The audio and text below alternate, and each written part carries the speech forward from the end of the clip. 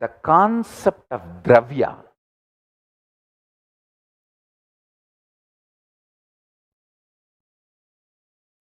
dana, dravya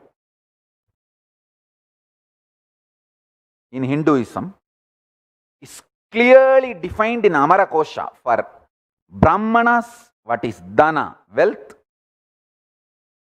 For Vaishyas, what is dana? Wealth. For Kshatriyas, what is dana? Wealth. For Shudras, what is dana? Wealth. Amarakosha's original verse. Dravyam viddam swapateyam ruktam ruktam danam vasuhu hiranyam dravinam dyumnam artaraihi vipava abhi. These are the definitions, forms the fundamental economic principles of Kailasa.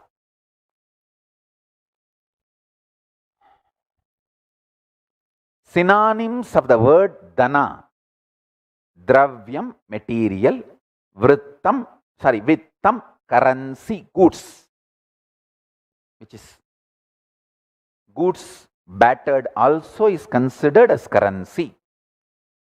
As I said, the Hindu economy was grain based. By its own weight and possession, it is valuable.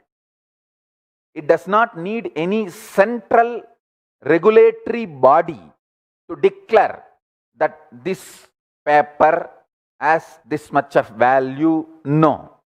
By just the possession of that semi-precious stone or a precious metal or precious stone or the current or the grain, or the grain or the precious metal, precious gems, by its possession, it brings value due to its utility and demand in the society.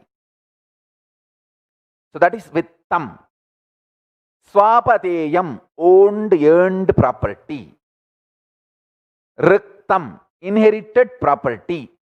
When you inherit a property, the intention of your ancestor tied, married to that property, that intention also you inherit. So, all inheritance in Hinduism is a will. So, you have to, as long as you maintain that will, you have right over the property. Understand?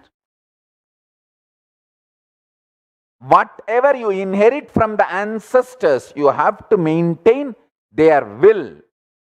If not, you don't own that property anymore. This was the way the civilization was kept alive in Hindu tradition. Hindu father will work for the 7th generation of their children, and same way they will inculcate the lifestyle, knowledge, principles in their children. Unfortunately, now in the modern day, neither they keep wealth for the children nor they inculcate the Hindu values for the children. Both should be done. I want my followers, you keep wealth for your next generation and you inculcate these values, Hindu values, into your next generation.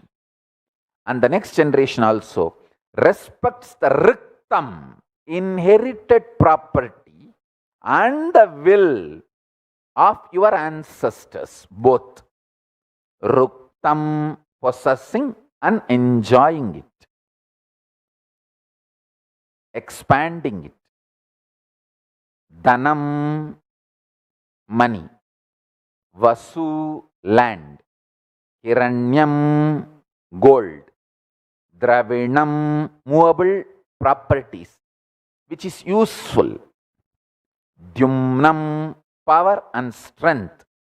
Power and strength means capacity to understand the principles of the economy and change the investments and keep yourself alive, current,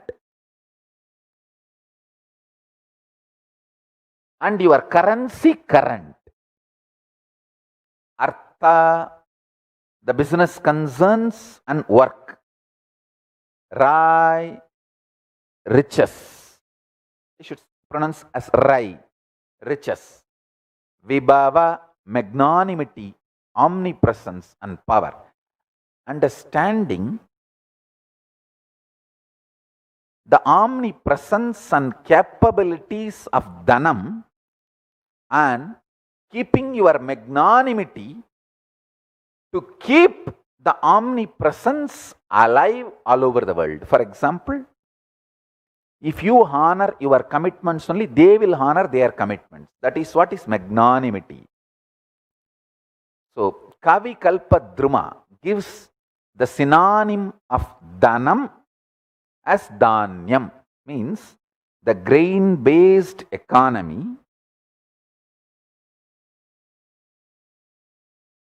and all other principles as I described from Amarakosha now.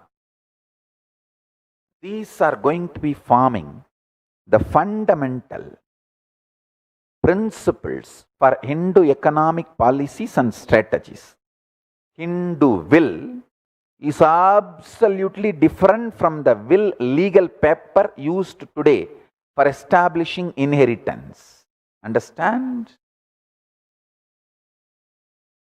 Hindu will is lifestyle based. If you are from the Varna of a Brahmana and you inherit your ancestors who were Brahmana by Varna, only if you follow the principles of Brahmana Varna, you have the right over that property. Same way, Kshatriya, Shudra, and Vaishya. The Hindu inheritance principles.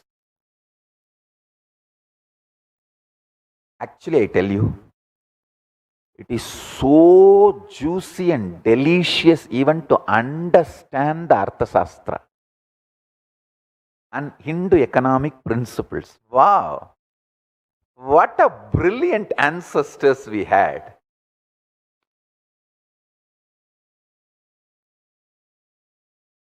Tadanti bhumi dhanyam utpadayati.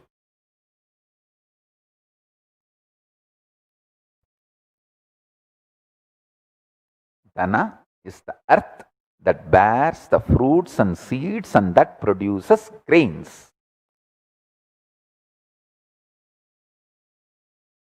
These are definitions of Dhanam Dhanyam in Hindu tradition. Actually, if at all our next generation starts tasting the Hindu knowledge, Hindu economy principles, they will understand this is the most beautiful, delicious, brilliant. They will just fall in love with all these principles and simply the whole Hindu economy principles, everything will be revived. My job is only to make you taste the deliciousness of Hindu economy principles by reviving the Hindu Reserve Bank and Hindu currency. Hindu knowledge is capable enough to revive itself, resurrect itself, re-establish itself, reignite the passion in you and excite you again. And